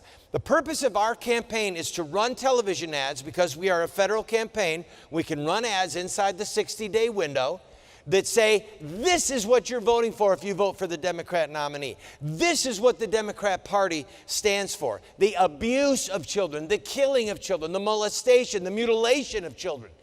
The Democrat Party is literally in league with hell. It is a fortress of evil. It is a fountain of malice against children, and it must be destroyed. Now, the Whig Party's gone, Southern Democrat Party's gone, the Dixiecrats are gone.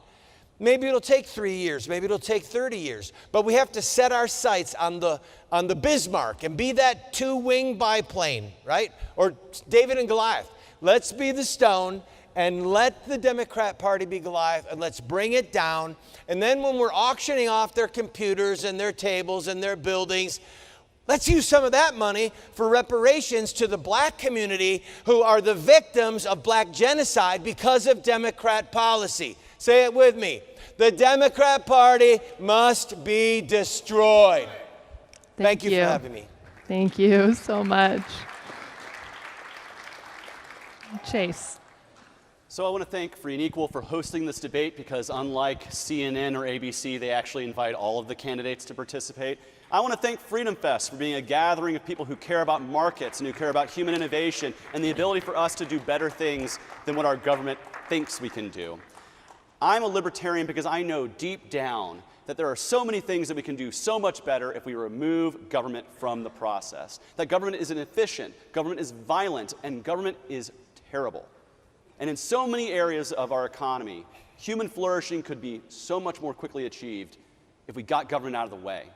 So I'm running for office because I want to put the ideas out there of limited government, of individual human rights, and the fact that we can organize ourselves free from government influence and the monopoly of force that government provides, and do a better job of it. Now, I want to say this. One thing we libertarians get slandered with all the time is that we don't care. Oh, you're selfish, you're individualistic, you only care about yourself and your rights. Well, we need to flip that around and understand that the message of liberty, the concept of human liberty, is actually an empathic message. It's one that says you can control your life, you can make those decisions, you know what's best for you, not me, and certainly not some unelected board of bureaucrats in Washington, D.C. or your state house. That is a powerful message that so many Americans need to hear right now because they are being indoctrinated from both the left and the right that the government must be the solution for them. The government is not the solution. We are the solution. Our individual communities are the solution, and our God-given human rights are the solution. And so I'm running for office to challenge the two-party system, to tear it down brick by building up an independent party that's independent of the two-party system piece by piece. That's what I want to do. I want Americans to know they are not limited with two terrible, old, broken choices. We do not have to listen to politicians of the 20th century to find solutions for the 21st.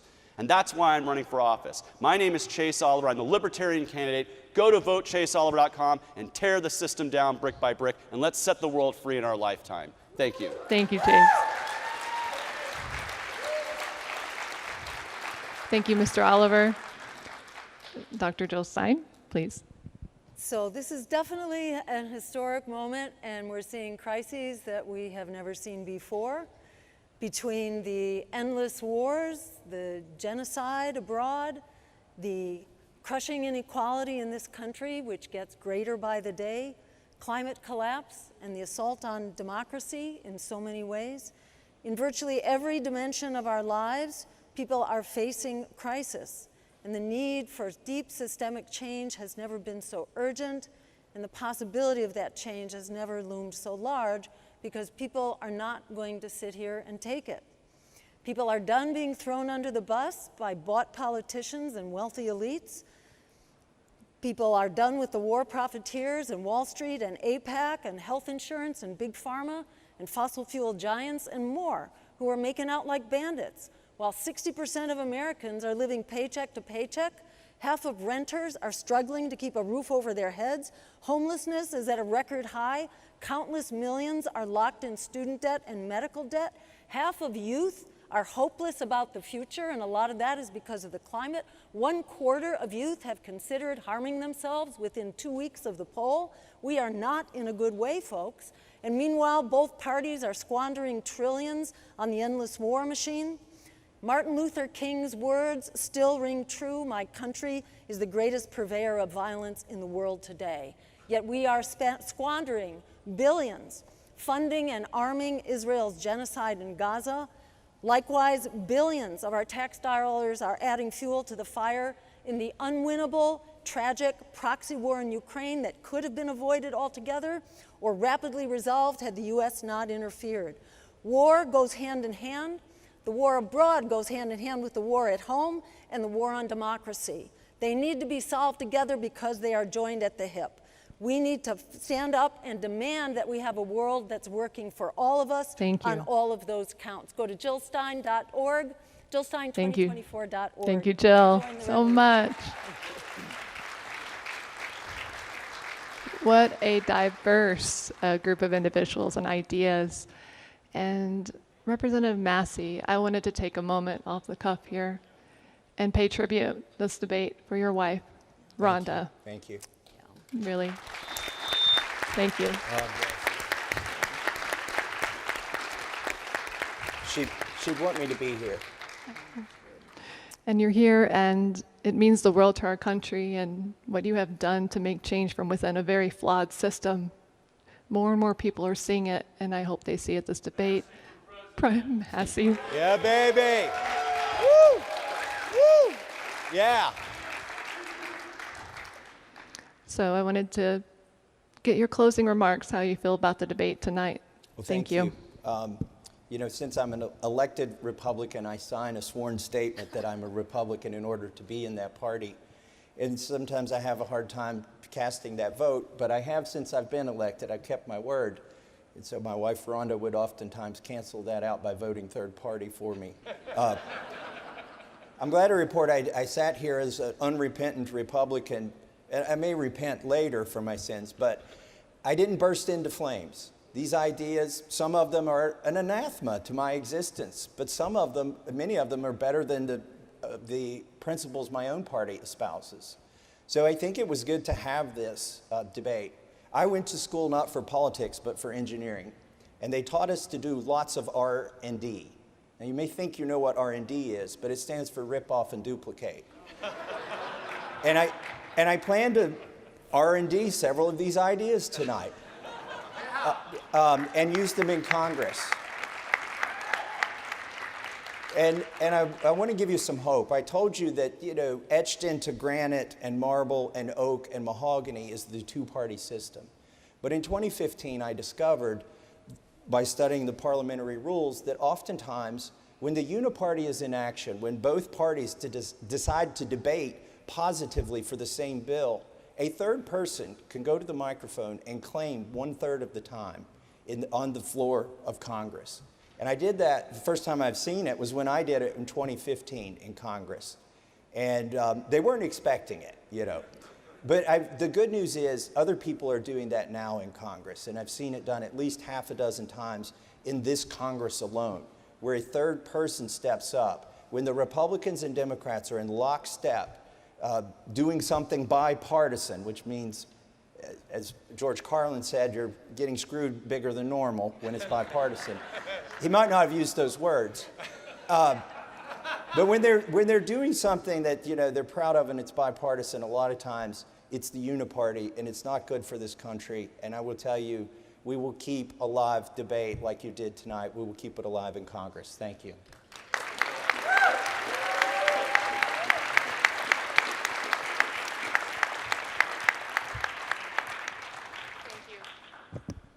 Thank you, Mr. Massie. I foresee one day Congress, two parties, D's and R's, being replaced with a whole bunch of Massies. What do you think?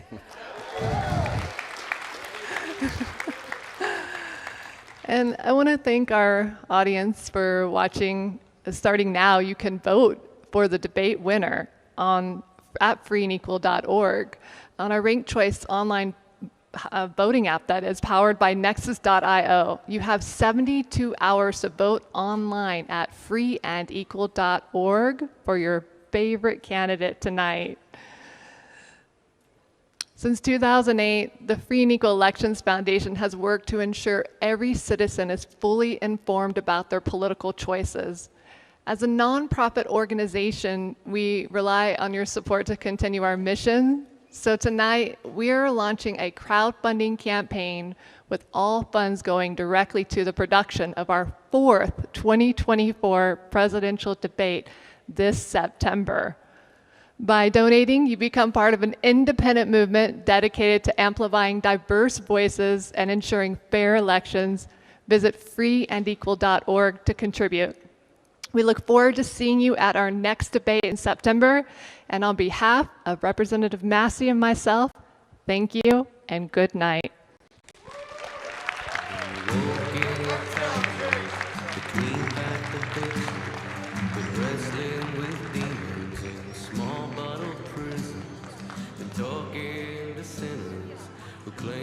To be Christian but shouting at leaders who claim to be listening, and the pendulum swings, but I can't stop the pull. Our elections are travesties paid for in full by a gang full of sellouts who worship a bull. Why can't it all just be free and equal? Saw President blind to the needs of his people. Saw a camel that passed through the eye of a needle. Saw a group of old men whose money was evil. Saw a cross breaking free from the cage of a steeple. Saw beggars and cripples dying in squalor. A son whose sins had exceeded his father. Saw a nation of sleepers whose dreams were forgotten, and a bushel of apples from a tree that was rotten, and a pendulum swings, but I can't stop the pull. Our elections are travesties paid for in full by a gang full of sellouts who worship a bull. But why can't it all just be free and equal? I heard the echo of suffering in the valley of laughter. Heard the rumble of earthquakes far under the water. I heard a court jester whose forked tongue was twisted. It told us of dangers that never existed. Heard voices that claimed to be moral and righteous, whose lies and deceit were all dark